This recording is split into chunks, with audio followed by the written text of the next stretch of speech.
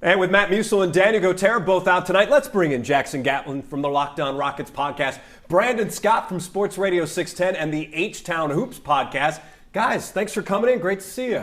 Thanks for having us. Absolutely. Excited to be here to talk a little Rockets free agency. All right, so when we talk free agency, the Rockets' body of work right now, which emoji best describes what Rafael Stone and Ime Udoka have done? You want to go first, Brandon? I'll start with the raised fist emoji. Really? And I'm going with the raised fist emoji because it's out of solidarity. I am with what the Rockets did, even if I've got my complaints. And let me just start there. This is an imperfect outcome, I think, for the Rockets in free agency. If I started this thing and told you, hey, the Rockets are going to have $60+ million in cap space and the best players that they're going to come away with are Fred VanVleet and Dillon Brooks, you might look at me and say, I'm a little bit underwhelmed. And I am a little bit underwhelmed by that result. But I cannot ignore the fact that this team got demonstrably better by the veterans that they added. So overall, I'm good with it. I'm going to give you the raised fist emoji in solidarity. I got to go with the lock emoji here. And I can't quite make a lock emoji out of my hands the way Brandon did with the raised fist emoji, so we'll just have to do our, use our imagination here. No, we got it. There it is right there. There we go. We got it right there. My bad. All right. Well, on that note, I'm going to go with the lock emoji for a couple different reasons. One, I think the Rockets were incredibly locked in on what they wanted to do this offseason. They had very clearly defined goals of wanting to add a veteran cast of players around this young core, the 7 players that we can identify as the young core for the Rockets, which are the 6 most recent draftees, and then also Kevin Porter Jr. You add Fred VanVleet, a new point guard, a position of absolute need for this Rockets team. You add Dillon Brooks, a guy who's going to give this Rockets team a little bit of an edge. We can get into maybe some of the specifics on the contract details, but they did get better at those 2 positions. Those are 2 starting caliber guys, and you also bring in another veteran addition piece like a Jeff Green, a guy who is absolutely going to be a huge tone setter, culture guy in that Rockets locker room to help Ime Udoka really establish his vision and the new culture that he wants to bring to this Rockets team. I'm more of a shoulder shrug, and I think it's because when you're looking at Dillon Brooks, here's a descending player statistically, not ascending, and certainly he knows maybe not when not to poke the bear when it comes to LeBron James and some of his usage last season. It just doesn't seem like it makes a lot of sense.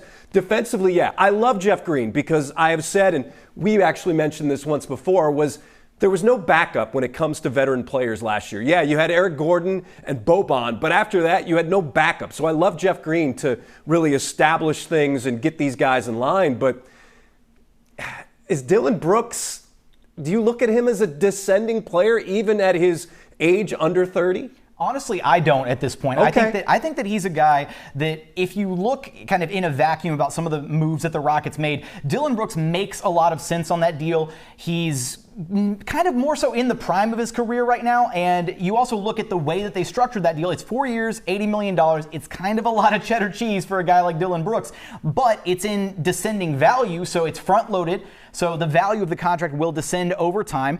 It's honestly not one of Rafael Stone's better contracts that he's negotiated at this point, but again, he's going to be your starting small forward for the Rockets team moving forward, gives them a much-needed defensive edge, and I think he's going to be kind of that enforcer type, right? The Rockets really haven't had a guy that was that enforcer mold of players since PJ Tucker and the James Harden era Rockets. Definitely brings an edge, definitely feels an obvious need defensively. I think those things go without saying, they're obvious. But the issue with Dillon Brooks, or I would say the question that I would have about Dillon Brooks, is his own level of self-awareness. This is a team that had an issue with taking ill-advised shots, and I think Ime Udoka coming in is going to fix a lot of that. But Dillon Brooks, the issue is the level of self-awareness. And coming from a team, a Memphis Grizzlies team that was a contending team that did not make an effort to keep him, and he helped them win games. That's the whole reason why the Rockets wanted him to begin with. And the team that he helped win games was not really interested in bringing him back. It's an extreme red flag for me, even though I can concede the points that Jackson just made that he is going to make the team better. So of the players Houston's letting go, which one could come back and haunt the Rockets, Jackson? Oh, I have to look at Ty Washington here. I'm honestly really disappointed with how the Rockets ultimately handled Ty Washington's tenure in Houston. They remained very committed to the Kevin Porter Jr. at point guard experiment for, better or worse, unfortunately, across 2 years. And even this past season, after getting a decent look at Dacian Nix the year prior, they stuck with him almost the entire season, which you could have maybe made more of an attempt to see maybe half a season with Dacian Nix and then let your first-round draft pick, Ty Washington, actually get some on-court burn to see maybe is something there. In the brief minutes he did get, honestly, he looked really good, guys. So I think he's probably, of the 4 players the Rockets got rid of, I think he's the guy that has a chance to come back and you're thinking, man, we really botched one by letting him go. Yeah, KJ Martin is clearly the best player that they let go, but I'm with Jackson here on Ty Washington, and really more so just less about Ty Washington and more, to me, the mismanagement of the point guard situation over the last couple of years. It's just something that I haven't agreed with, going back even from the John Wall thing, making him sit or having him sit and not playing him, and even the onset of the Kevin Porter Jr. experiment. I always thought it was a little bit unfair to the position. It was unfair to Kevin Porter Jr. because it took away from some of the things that he does well. And that's one of the things I'm excited about, assuming that he's going to stay on this team. His chance now to catch and shoot a little bit more, play off the ball, which I think play a lot more to his strengths. So Ty Washington is the one for me because I think he really had a role and would have filled a need for them. They did not have a backup point guard last year. Jackson, you remember what happened when Kevin Porter Jr. went down. They didn't have a point guard at all. And it was like, well, what are we doing? You just drafted a point guard in the first round, and somehow you don't have a backup point guard. You're forcing Kevin Porter Jr. into the role. You're playing Dacian Nix way longer than you should, and so it just never really made sense. It seemed like a wasted opportunity with Ty Washington. I don't know if it's a sexy pick, but Rafael Stone said that Usman Garuba was the best defender in the world outside of the NBA when he was drafted. Evidently, they don't feel like that anymore, I'm guessing. He's in the NBA now. Well, he is the NBA now, but I know it's not sexy, but I got to believe as a defensive guy, he'll always find a home in the NBA. And yes, will he come back to haunt Houston? But I think it's disappointing that they're casting this guy away so early on as a Rocket. Yeah, I mean, when you look at what Usman Garuba could potentially bring to a team, he makes a ton of sense. And we actually kind of, glossed over one of the additions that the Rockets made earlier, Jock Landale. That may have been, one of the added reasons why they felt that they could move on from Usman Garuba. He'd kind of been in that position as their pseudo backup big man, kind of getting those backup minutes behind Alperen Şengün, situationally splitting time with Bruno Fernando this past season. But with the addition of Jock Landale on a 4-year, $32 million deal, with only the first year being fully guaranteed, that is now your de facto backup 5 behind Alperen Şengün. So that probably eased a little bit of the idea of having to move on from Usman Garuba. Yeah, I think you actually upgraded at backup center, to be honest with you, with Jock Landale moving on from Usman Garuba. To me, it says more than anything just how tough it is to hit on players that late in the first round. It's just not a guarantee. It's far from a guaranteed thing, and it's more likely than not that those guys are not going to work out. It's kind of separate situations with Ty Washington and not feeling like they maximize their opportunity with him, picking him a little bit later in the first round, as opposed to with Usman Garuba. They were really just taking a swing, and it wasn't one that really worked out. He played plenty last year, and it wasn't really the right fit. We have much more basketball talk with Brandon Scott and Jackson Gatlin coming up on Sports Extra. NBA free agency still in progress. Eric Gordon, former Rocket, by the way, is on his way to the Phoenix Suns. But back to Houston now with Jackson Gatlin and Brandon Scott. All right, guys, let's play a game of Would You Rather. So the first one up is this. Would you rather have Brook Lopez or Dillon Brooks?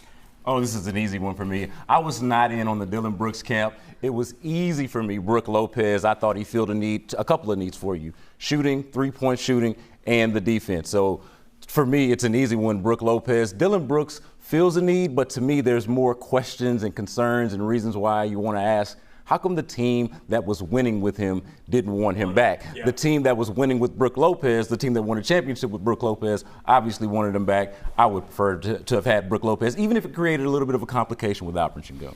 Yeah, I'm right there, honestly, as well, Jason. I can't imagine. I mean, if you're putting those two guys next to each other, I'm going to go Brook Lopez 11 out of 10 times because, like Brandon already said, he fills a couple spots of need for the Rockets. Would definitely be almost a one-man defense unto himself. Finished in top 3 DPOY voting this past year, and he has the floor spacing where you could maybe even envision a world where he would play alongside Alperen Şengün, where those two guys could coexist on the floor with one another. Now, I will say, even though I made that pick, I will play devil's advocate for a second. There maybe are some concerns. Brook Lopez, his age, he's a significantly older player than Dillon Brooks. So if you're just looking at them from a talent perspective in a vacuum, then yeah, I would go Brook Lopez in this would you rather. But when you look at where this Rockets team is, and that their goal this offseason was to find players to bridge the gap from where they're currently at in the current stage of their rebuilding process to where they want to be 2, 3, 4 years down the line from now. Dillon Brooks, I think, maybe makes a little bit more sense because that is, again, a bona fide starting level guy that you bring in alongside Fred VanVleet, who are going to be able to hold down the point guard and small forward positions for this foreseeable future until the young guys are ready to kind of take over. All right, I'm Brook Lopez as well. All right, so when it comes to odds of winning Rookie of the Year, would you rather have Amen Thompson or Ausar Thompson? By the way, Amen, 14-1 odds right now. Ausar is 25-1. I'm actually going to put my money on Ausar Thompson because I think he's got a better shot with the Pistons, especially when you look at all the players now that the Rockets have added. Yeah, I'm interested to see if we're going to be a consensus here because I'm with Ausar as well. For me, I think Amen Thompson is going to be in more of a training role like that. He's probably the one that I would say has the highest upside to have the best career long term. But if you're talking about immediate impact, I could see Ausar going in there playing next to Cade Cunningham and that young core that the Pistons have and really excelling. Versus Amen Thompson's probably going to have a bench role. I think he'll play, and I hope that he plays plenty, to be honest with you, but I'm not sure he's going to play enough to be in the Rookie of the Year conversation, especially when you consider who else is going to be in the conversation, right? Like you're not just putting him up against his brother, you're putting him up against everybody else that's in the Rookie of the Year conversation. I think his brother is going to be in a better position to compete with those guys. You know, I'll be the odd man out here. I'm actually going to pick Amen, and I'm going to go with the idea of, I think there are a couple guys ahead of both of those guys in the Rookie of the Year conversation. There's that guy in San Antonio, but I'm just saying. You think he's going to be good? I don't know, man. Did you see he couldn't shoot mid-range shots the other day? Boy, so what have they done? Maybe dodged a bullet there if you're the Rockets. No, I kid. Look, when it comes to Amen Thompson and Ausar Thompson as to their Rookie of the Year chances, I think that Amen actually has a really unique chance here, similar to Benedict Mathurin this past season with the Indiana Pacers. Being a rookie in a position where you're able to come off the bench in a reserve role, you have less expectations placed on your shoulders right out of the gate, being put in a more fostering environment to kind of grow and develop. And I think the Rockets really have done the right thing to be able to bring Amen along a little bit slowly, and he's still going to be responsible for a lot when he's on the floor. I'm imagining he's going to get anywhere from 20 to 25 minutes a night, splitting ball handling duties at times, probably with Fred VanVleet sharing the floor because FVV is a guy who can play off the ball with his shooting. So between the two, I think that Amen Thompson probably finishes with more Rookie of the Year votes overall. Wow. All right. So would you rather see James Harden with the Clippers, Knicks, or 76ers? Yeah, this one's good. This one's interesting for me. I'm going to put the 76ers or last. Or someone else, maybe. I don't know. Let's keep it with these three for me, and I'll put the 76ers last. And it's going to come down to the Clippers because I'd love to see James Harden and Paul George as teammates after, I wouldn't call it trash talking, but a little ancillary shots here and there about how James Harden would have fit with the Rockets. So I think that would be interesting for Paul George to be the guy talking about how James Harden shouldn't have gone to the Rockets and then he ends up on his team, and just to see how that works out. But I'm going to go with the Knicks for this reason. They got some kind of fascination with left-handers that fascinates me. They would have R.J. Barrett, Julius Randle. They just signed Jalen Brunson last year. And then if they add James Harden to the mix, that's 4 left-handers, all really good, prominent players for them. I don't know if I've seen that many left-handers on the team all play that many minutes together. I'm interested. I'm intrigued. I got to admit. At that point, you got to go out and get a left-handed center just to really complete. You could have a 5-man lefty unit all on the floor at the exact same time. DeAndre Jordan's calling them like right now. There we go. Look, I have to go Clippers. And I have to go Clippers because there's a little bit of schadenfreude there because we know that things didn't exactly end great the last time that James Harden and Russell Westbrook were both teammates. And I would like to just kind of see how that dynamic plays out in part 2 in Clipperland. And then also to your point about the Paul George comments on his podcast, here's a little tinfoil hat theory for you guys. What if Paul George made those comments with the express intent of maybe dissuading Jalen Green from backing the idea of James Harden coming to Houston because he then knew that maybe he would want to force his way out, and he's over there on, got James on speed dial like, hey man, why don't you force your way to the Clippers and we can maybe make something happen? I like it. I like it. Yeah, I'd like to see James in New York with the Knicks because I would just think that would be fascinating to see how he deals. Granted, we saw it with Brooklyn, but I think the Knicks, it's a little bit of a different animal. Yeah, and playing in the Garden, James Harden, and we know how, the questions about James Harden in big moments. Well, look, Wait, what questions? No, I'm kidding. I'm kidding. Right, but with the Knicks, they're actually, that's a good team. We're all talking about good teams here. And so James Harden going to the New York market, playing in the Garden, I would be fascinated to see that in addition to the whole left-hander experiment. Madison Square Harden.